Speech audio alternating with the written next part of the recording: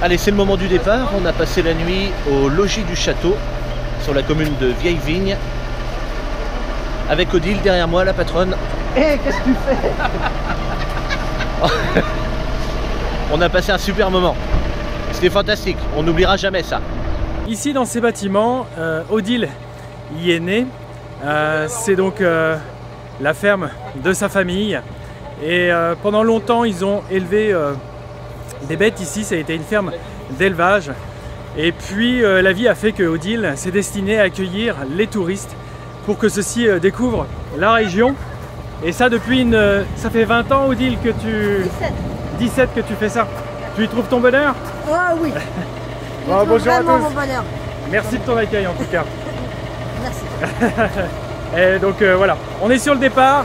On rejoint la bernerie en Ré et puis Crossac dans l'après-midi. Voilà, donc merci pour ton accueil. Au revoir. Salut.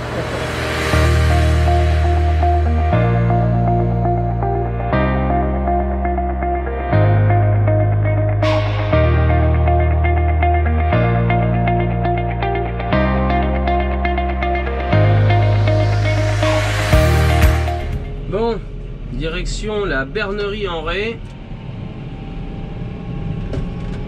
On passe dans tous les petits patelins.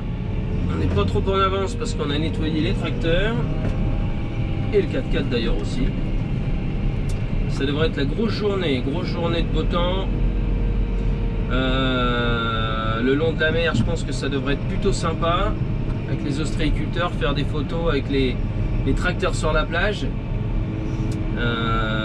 Et puis après la traversée du pont de Saint-Nazaire, alors je peux vous dire que les GoPros sont chargés, les téléphones aussi, ça va être un truc de malade mental. Parce que normalement, évidemment, on n'a pas le droit aux véhicules lents et encore moins aux tracteurs. À part une personne, il y a un agriculteur, il faut que je fasse attention aux priorités. Donc il y a un tracteur qui passe dans des heures bien précises parce qu'il y a un agriculteur qui a ses bêtes de l'autre côté du pont. Mais par contre interdiction, alors en plus ce qui est top c'est que en fait ce pont il a 3 voies et manque de bol, et ben c'est 2 voies à l'inverse et 1 voie quand on arrive, donc il y a le département qui va venir, des gens du technique qui vont décaler une voie rien que pour nous, donc merci le conseil général de la Loire-Atlantique. Passer. Les gens sont plutôt sympathiques pour le moment, on n'a pas trop eu de mauvaises choses. Des fois, dès qu'on fait quelques queues, on essaie de trouver un endroit. Alex est devant avec le pick-up, il nous trouve des endroits pour qu'on puisse se décaler et laisser passer les voitures et les camions. Et on n'a pas eu encore de retour négatif, ni de peu d'honneur, ni d'insultes. Donc voilà, c'est bien. Allez, c'est parti.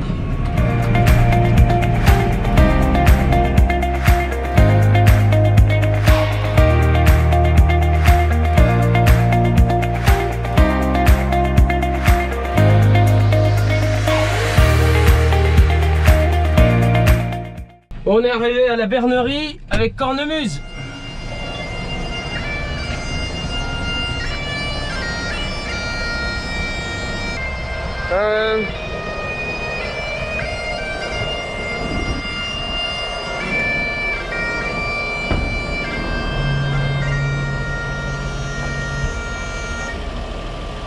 Il faut les mettre à taguer, c'est cool. 64 ans.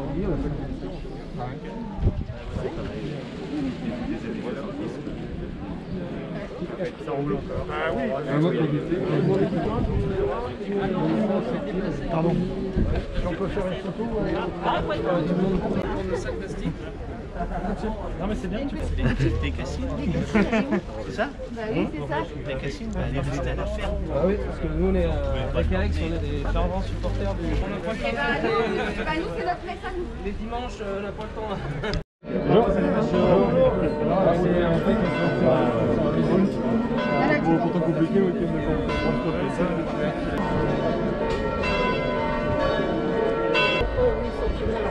Ouais, après,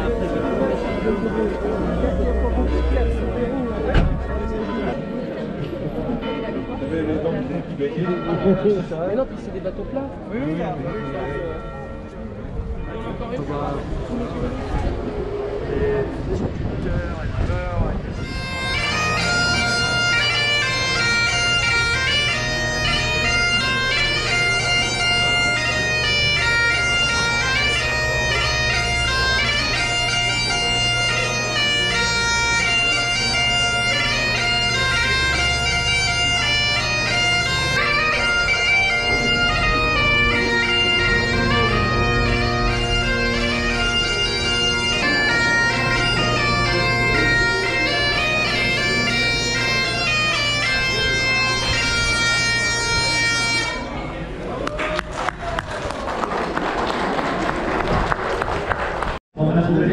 Tu vas doubler ta consommation du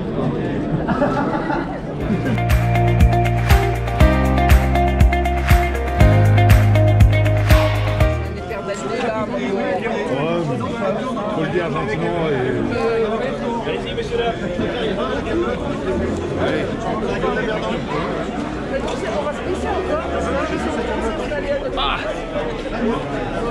Elles sont salées. J'ai mal au bras là. Pas grave. Approchez-vous, messieurs dames.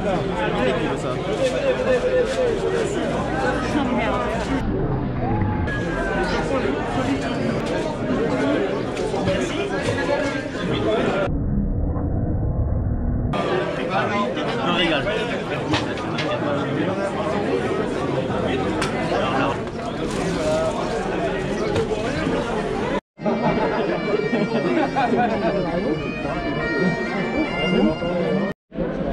Bon, attends mon petit Dominique, hein, abonné de la première heure.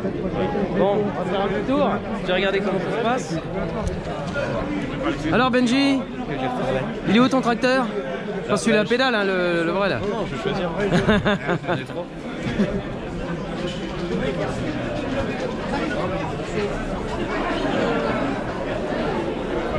Faites attention, il a été malade pendant 3 jours. Hein.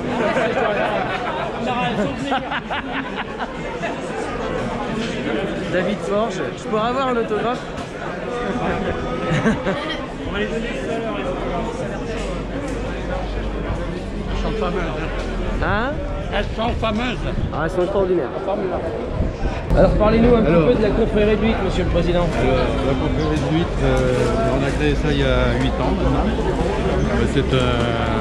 C'est des amis, un ensemble d'amis en fait, qui ont une passion commune, qui est l'huître évidemment. Donc, notre produit il était tout désigné, puisqu'ici on a une production d'huîtres très importante dans la baie de Bourgneuf. La baie de Bourgneuf, c'est déjà la bernerie, c'est une commune qui fait de l'ordre de 600 hectares, et l'Estran, la partie qui se découvre à marée basse, et du Bémont. Donc on a des rochers et on a 600 hectares où on peut aller chercher nos huîtres. On a une collecte d'huîtres naturelles.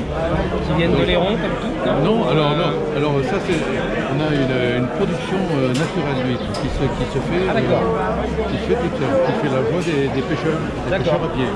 Voilà, donc on a les, et puis c'est quand même 300, pas ostréiculteurs, mais 300 concessions d'ostréiculture. C'est quand même important, qui donne autour de la 1000 tonnes d'huîtres. On est le 3e producteur d'huîtres et premier producteur européen au niveau du Nessie. J'avais fait une vidéo, moi, chez un ami ostréiculteur en Bretagne. Alors, il avait 2 façons de les ramasser. Soit à la drague, donc draguer le fond, il avait ses parcelles, comme nous, les agriculteurs, on a nos parcelles. Et il avait aussi les tables. Voilà, alors, comment on fait ici alors? Pareil ou... Alors ici, c'est principalement l'huître creuse. C'est l'huître voilà, c'est l'huître creuse et qui est élevée principalement sur des tables. D'accord. Voilà. Et alors la confrérie, qu'est-ce qu'elle fait? Elle met en avant cette huître, elle communique auprès des gens, qu'est-ce que vous faites? Vous vous retrouvez déjà autour d'un verre de vin blanc, une huître, un morceau de pain avec du beurre. Aujourd'hui, dès qu'on peut mettre en avant l'huître, cette huître, ça s'appelle l'huître Vendée Atlantique, parce que la baie de Bourgneuf, c'est moitié Atlantique, nord Atlantique et moitié Vendée. D'accord. Donc il a été créé une marque d'huîtres de Vendée Atlantique. Donc dès qu'on a l'occasion de pouvoir mettre en avant cette huître, on le fait et on se déplace dans toute la France. D'accord. Pas des transversaux, mais Regardons nos produits. Non, je rigole. Faut aller la faire connaître, c'est toi, t'as les contenus. voilà. L'autre c'est qu'en France, on a du bon produit. Alors on commence à avoir des contacts, on a la Belgique qui est très intéressée par lui, la Belgique, l'Espagne, parce qu'on fait la Nouvelle-Aquitaine aussi, on va sur les terres concurrentes un petit peu avec les marraines d'Oléron. Voilà. Et puis on crée des animations pour toujours mettre donc là on a un projet qui va aboutir sur la création avec les boulangers. On a créé un concept de pain pour manger avec les huîtres. D'accord. Avec une liberté open suivant quelques critères. Donc ils vont nous faire des pains. Il y a un jury de professionnels, partie professionnels, épicuriens, etc. Et fin juin, on va donner les prix. Écoutez, merci Monsieur le Président de nous avoir reçus en plus de la mairie. On est content de voir cette agriculture de la mer. Absolument, les paysans de la mer. Les paysans de la mer. Et puis on va retourner au buffet. Ah oui, oui, je vous attends. Merci, merci à vous.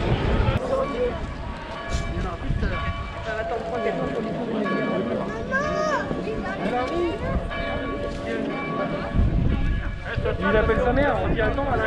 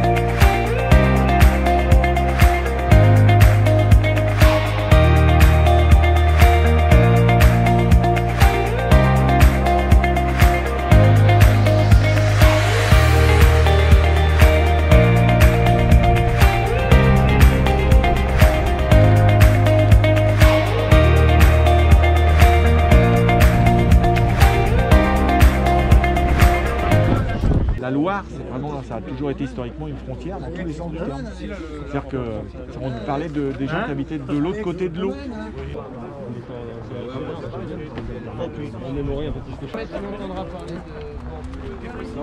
Avec les tracteurs, c'est les moments où en fait on se détend. C'est fou à dire, mais comme c'est intense. Et quand on monte dans le la tracteur, journée où vous rencontrez comme ça, là, sans arrêt du monde, c'est ça demande effectivement de la concentration, plus l'organisation générale. Donc effectivement, quand vous êtes entre deux étapes, ça doit être effectivement le moment de relâche. Ouais, c'est ça. Puis on regarde ce qui se passe autour, on prend le temps. Enfin non, c'est vrai que. Puis on essaie de profiter. Au début, ça va vite. Et là, on arrive samedi. Bon, il fallait qu'on passe cette journée-là. On s'est dit arriver à Crossac, là, ça va être plus la détente, on aura fait la moitié du... Vous voyez, c'est la détente dans un cadre plutôt sympathique.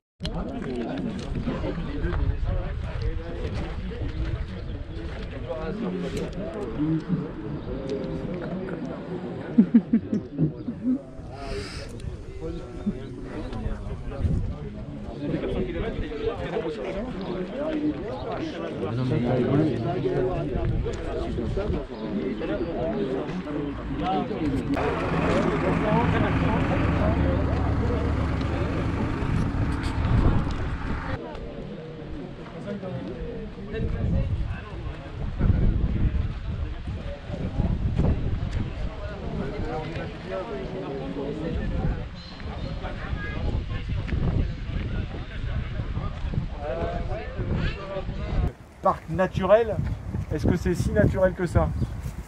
Tout ça, c'est la main de l'homme. C'est l'homme qui l'a fait. C'est-à-dire que c'est un milieu qui doit sa richesse au fait que l'homme a su merveilleusement travailler le secteur, l'exploiter, le valoriser pour en faire ce qu'il est aujourd'hui. Et qu'aujourd'hui, c'est reconnu et c'est classé comme parc naturel régional. Et les agriculteurs, dans ce contexte-là, ont un rôle majeur. Ont toujours eu un rôle majeur. Et ils vont continuer, j'espère, à avoir ce rôle majeur pour maintenir le marais tel qu'il est, parce qu'il connaît des souffrances actuellement, il n'est pas forcément en pleine forme, la qualité de l'eau n'est pas bonne, il y a des conséquences derrière tout ça, et qu'on doit tous ensemble travailler pour qu'on maintienne cette qualité générale et cette biodiversité qui va avec. Ici, c'est de la pâture. Sans pâture, sans agriculteurs, il n'y a plus de marais. Ça va mourir, ça ne tiendra pas. Donc on a besoin du monde agricole. C'est la pierre angulaire. D'où le fait de pouvoir vous accueillir ici en bordure de marais. Pour nous, c'est plus qu'un symbole, c'est normal. Voilà. Donc merci au monde agricole pour ce qu'il fait tous les jours. Ça a été court, c'est pas trop long. Merci à vous. Déjà merci de nous avoir accueillis, monsieur le maire. Ça c'est normal. C'est un grand plaisir de découvrir Crossac. Je suis désolé, je ne connaissais pas avant, pour ne pas mettre une mauvaise. Mais maintenant vous connaîtrez. Merci à tous aussi de venir. On passe quand même, nous, un moment extraordinaire à découvrir les différentes agricultures, à découvrir les communes rurales dans lesquelles on passe. Merci monsieur le maire de nous accueillir sur votre commune. Et je ne connaissais pas non plus Crossac. Non mais c'est voilà, c'est merci. Ce que je te dise, moi c'est la même chose que toi et David. Je connaissais pas avant, blabla, enfin voilà. On va pas le répéter 14 fois, hein, vous avez compris. Hein. Mais vous regrettez quand même de ne pas l'avoir connu avant, plus tôt. Mais bien sûr que oui. Maintenant que... Évidemment. Superbe, magnifique, c'est très bien. Ça progresse très vite. Oui, mais bien sûr. On veut une bonne note alors.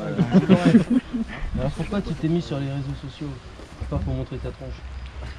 Ça on l'a pas dit, oui. Oui, mais c'est intéressant. Oui. Ben, je vais commencer. Je vais commencer. Ben, après, moi, j'ai commencé les vidéos il y a 5 ans quand j'ai repris la ferme de mon père. Et avant, j'ai toujours été dans l'agricole. J'ai fait mes études dedans et tout quand même. Et donc je suivais de près. Et j'avais remarqué, comme sûrement, quand je vais le dire, vous avez peut-être certainement tous acquiescé, mais quand on parle d'agriculture à la télé ou à la radio, vous avez remarqué sûrement que c'est jamais un agriculteur qui en parle, quoi. Et à cause de ça, ça se dit des bêtises, souvent par méconnaissance quand même, peut-être pas toujours, mais bon. Et donc voilà, c'est horripilant et je me disais mais comment est-ce qu'on peut faire pour communiquer, pour dire ce qui se passe en vrai, quoi, sans avoir besoin d'aller à la télé pour faire les fanfarons comme ça. Et puis en fait, les vidéos sur YouTube, c'est plus simple finalement, sans avoir besoin de faire venir des tas de gens sur la ferme. Et avec une simple caméra ou un téléphone ou un machin, on peut se filmer, expliquer ce qu'on fait, pourquoi, comment. Et puis voilà, faire voir ce qu'est la vraie agriculture en fait sur nos fermes. Alors moi je suis un petit peu le plus éloigné, un petit peu beaucoup, parce que je viens de la Drôme, je suis à côté de Valence, à 15 km de Valence. Je me suis installé en 2012 sur une exploitation qui n'est pas familiale parce que mes parents ne sont pas agriculteurs. J'ai eu la chance d'avoir pu reprendre la ferme d'un voisin en location. J'ai repris 20 hectares en location et j'ai acheté 1 hectare que j'ai converti en bio tout de suite. J'ai converti en bio pourquoi? Parce que je connaissais que le bio en fait. J'étais salarié avant sur une exploitation bio. J'avais fait des stages sur des exploitations bio sans aucun a priori sur le conventionnel, juste que je ne le connaissais pas. Au tout début j'étais double actif, j'ai exploité mes 21 hectares en conversion, je suis resté salarié et j'ai donc acheté aucun matériel sur mon exploitation. Je me servais du matériel de la société où je travaillais, j'ai des échanges contre des heures, mais un truc pour un jeune qui s'installe vraiment magnifique parce que peu de charges, donc mon exploitation devient vite rentable et ça me donne vite envie de la diversifier parce que je voulais devenir autonome et vivre de mon exploitation. C'est pour ça que j'ai vite amené de la culture spé. J'ai commencé par l'ail parce que j'avais déjà travaillé un petit peu dans l'ail. Et donc dès que j'étais en bio, j'ai fait de l'ail bio. J'avais du débouché, donc il a fallu du matériel spécifique. Au début j'ai commencé avec une Kuma, plus tard je me suis équipé. J'achète aussi un petit peu du matériel à plusieurs agriculteurs. Quand j'ai voulu aussi développer dans de la culture spé, j'ai vite cherché sur les réseaux sociaux des techniques culturales ou des idées comment je peux mettre sur mon exploitation de la tomate. De la tomate, j'en vois, il s'en fait un petit peu autour de chez moi, mais pas en bio. Donc je me renseigne et ça a l'air assez compliqué. On me dit mais non, tu n'arriveras pas à gérer l'enherbement.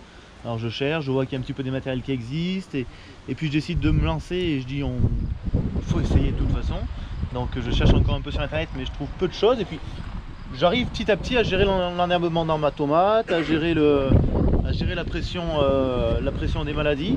Et donc je décide moi aussi de partager sur les réseaux mon expérience, de partager comment je fais pour aider d'autres agriculteurs à se lancer comme moi. Donc je partage pour la tomate, je partage pour l'ail, je partage mes céréales, mes grandes cultures. Et au bout d'un moment, je vois qu'il y a de plus en plus de monde qui vient sur ma chaîne. Et aujourd'hui, quand je fais un sondage, je vois qu'il y a 30% de mes abonnés qui sont non issus du milieu agricole. Et là, donc on se dit, c'est 30% non issus du milieu agricole, mais il faut aller leur parler à ces messieurs et ces dames-là parce qu'ils nous écoutent. Ces personnes, ils sont à l'écoute, et ils veulent savoir ce qui s'y passe, et ils nous font confiance, ils voient qu'on est en train de dire la vérité, ils voient qu'on n'est pas en train de les pipoter. Donc c'est pour ça que petit à petit, je fais encore plus de vidéos, et on essaye de vulgariser le truc. Alors il faut parler avec des termes simples, pour que tout le monde comprenne, et expliquer que l'agriculture française, elle est bien faite, qu'elle soit bio ou conventionnelle, on a une agriculture qui est magnifique, et les choses sont super bien faites, et on est là pour communiquer là-dessus. Une agriculture avec des qualités de produits qui sont extraordinaires, l'une des plus belles, l'une des plus propres du monde, et les gens ne s'en rendent pas compte. Tout simplement parce qu'ils ne la connaissent pas. Donc on écoute des opposants qui eux sont très forts en communication, qui vont appuyer là où ça fait mal, c'est-à-dire il y a une vache qui va être malade, on va dire que c'est tout le troupeau, c'est la région avec des éleveurs qui font pas attention à leurs bêtes. Nous on connaît beaucoup d'éleveurs, je connais personne qui fait pas attention à ses bêtes. Déjà parce que c'est son outil de travail, et puis quand on est éleveur on aime ses bêtes, on aime les animaux. Et puis l'intérêt aussi c'est de découvrir ce que vous faites. Chaque région est différente, chaque département, chaque même région de département, je crois qu'on a des cantons, est différent, la terre, la façon de faire, tout, et nous on en apprend énormément, mais vraiment. Tracteur Tour c'est la première saison, on a d'autres potes agri-youtubeurs que vous reverrez après. On a fait ça parce qu'on était assez proches et c'est un projet qui est très important, que Ségolène a quand même bien manœuvré avec Virginie, puis Charles qui nous aide. Et on s'est dit, allez on va attendre la semaine pour voir si on programme un autre Tracteur Tour. Le jeudi soir, on s'est dit, on va où en fait pour l'année prochaine? Voilà, c'est un moment extraordinaire qu'on a envie de faire découvrir. Et puis je vais m'arrêter là. Après, en partant, on pourra passer par le centre de Crossac, entre guillemets, mais une des caractéristiques de la commune, c'est qu'il n'y a pas que le bourg de Crossac. Il y a une trentaine de hameaux, de villages, de petits villages, etc., de petits bourgs, qui composent l'ensemble de la commune. Donc c'est une commune qui est... Et à ce moment-là, il se remet à pleuvoir. On va ouvrir la caravane. Une commune qui est ensoleillée. Eh ben, On va la caravane.